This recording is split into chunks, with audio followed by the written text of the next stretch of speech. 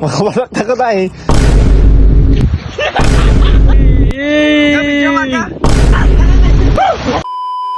Hi mga tisoy! So for today's video ay nandito tayo sa Binday Dam, San Fabian.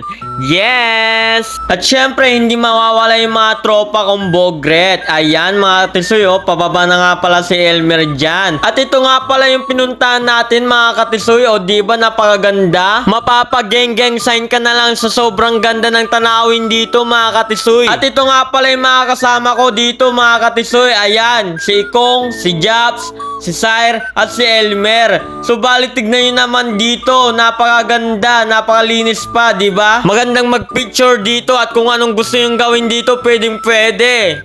At ayan na nga yung tour guide namin, si Ikong. Yun na nga mga katisoy, sa sobrang excited ni Ikong, ayan nagubad na. At ayan nga pala si Elmer na hindi daw siya maliligo dahil kakaligo lang ni Elmer, kaya kami na lang apat yung maliligo dyan mga katisoy. 5 PM nga pala kami nakarating dito mga katisoy dahil late nga dumating yung mga kasama ko. At habang maaga pa mga katisoy, ayan, sinimulan namin maligo sapagkat mahirap na pag nagabihan kami masyado dito mga katisoy. At kung makikita nyo naman kami, ayan, enjoy na enjoy namin dyan mga katisoy dahil sobrang lamig, napakalinis pa at ayan, ini-enjoy pa talaga ni Japs. Siyempre ako rin, ini-enjoy ko yan dahil first time ko ulit makapunta dito sa Binday Dam, San Fabian mga katisoy. Kung makikita nyo dyan si Japs, umahon na dahil natatain na siya, baka daw makatay dito sa pinapaliguan namin. Pero syempre joke lang yun mga katisoy, baka mamaya i-bash yun siya.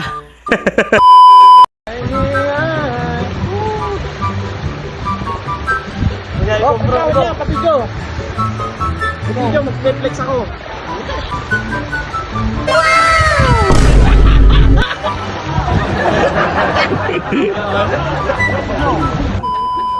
After nga pa lang namin maligo dyan mga katisoy, ayan, umuwi na kami kaagad dahil mahirap na yung magabihan kami dyan na matagal. Kung makikita nyo naman sa buhok namin, ayan, basang-basa kami, pero buti na lang nagdala kami ng brief.